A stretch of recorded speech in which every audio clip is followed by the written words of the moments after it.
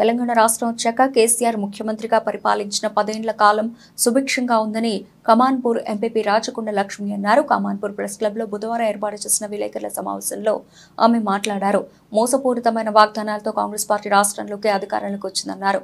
Congress party అధికారంలోకి వచ్చి 5 నెలల కాలంలో వారి పరిపాలన తీరు ఎలా ఉందో ప్రజలు గమనిస్తున్నారన్నారు. ఎన్నికల వేళ 6 గ్యారెంటీలతో పాటు అనేక హామీలు ఇచ్చిందని వాటిని అమలు చేయకుండా దాటవేసే ధోరణిని అవలంబిస్తోందన్నారు. మన పెద్దపల్లి పార్లమెంటు నియోజకవర్గం వాసి ఎల్లప్పుడూ ప్రజలకు అందుబాటులో ఉండే ప్రజానాయకుడు కొప్పుల ఈశ్వర్ కారు గుర్తుకు ఓటు వేసి అత్యధిక మెజార్టీతో గెలిపించాలని ప్రజలను కోరారు.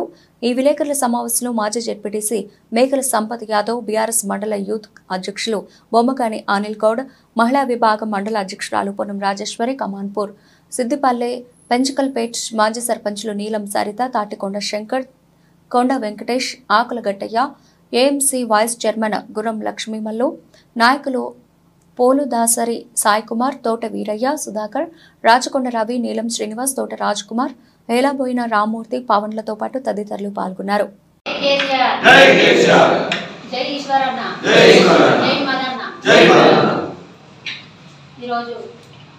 తెలంగాణ రాష్ట్రం ఏర్పడ్డాక 10 సంవత్సరాలలో మనకు కేసీఆర్ సీఎం అయిన తర్వాత మనకు అన్ని సంక్షేమ పథకాలని మనకు ఏ ఇబ్బంది లేకుండా రైతులకు పంటలు పండినాయి, నీళ్ళు వచ్చినాయి, ఎన్నో ప్రాజెక్టులు మన కేసీఆర్ కట్టించారు. అయినప్పటికీ కూడా ఈ కాంగ్రెస్ అనే ప్రభుత్వం మోసపూరితమైన మాటలతో పదవి అనేది పట్టం కట్టుకొని కూడా మనకు వేసింది ఏం లేదు.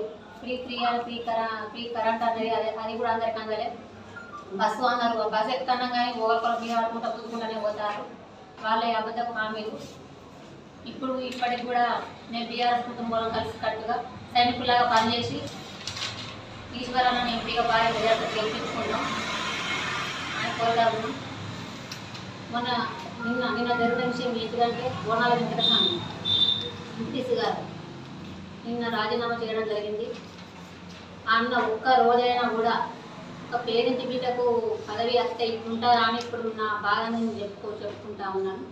ఒక్క రోజు కూడా చాంబర్కి వచ్చి ఒక్క నిమిషం కూడా కూర్చున్నది అయితే లేదు. ప్రేమతోటి గీత మాట్లాడుకుందాం అన్నది కూడా లేదు.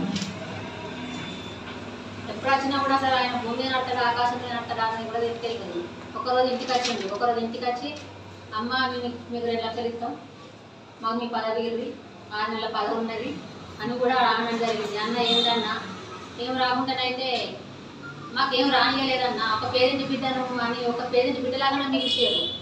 మన అందులో ఉన్నోళ్ళు కూడా మాకేం రావద్దని కూడా వాళ్ళ అబద్ధపు మాటలతో వాళ్ళకేం ఇచ్చేది తిరిగినాచింది కదా పదవి అని కూడా వాళ్ళ మాటలు అట్లా అన్నారు. అట్లా అని నేను ఇప్పటికి కూడా పనికి పోతాను. మాదన్న పేరెంట్ బిడ్డ అని నాకు ఇంత పెద్ద పదవి ఇచ్చిండు కానీ అన్న చూసుకోమని చెప్పిండట. కానీ చూసుకోమంటే మన దొంగలు మొత్తం మంది ఏం చేసారు, మా పేరు చెప్పుకొని మా నోటి కడుపుగా వాళ్ళు తీసుకొని వాళ్ళు బంగారు కట్టుకున్నారు. వాళ్ళు పెద్దోళ్ళు అయ్యారు, కాకపోతే మేము కాకుండా చిన్న వాళ్ళకి మిగిలిపోయాను.